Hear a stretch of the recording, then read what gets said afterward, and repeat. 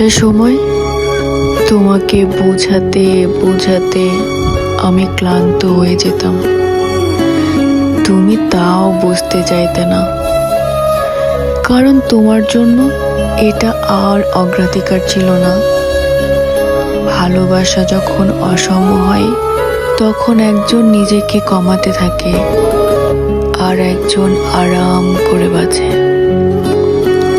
আমি ধীরে ধীরে কম চাইতে শিখলাম, কারণ বেশি চাইলে তুমি দূরে সরে যেতে।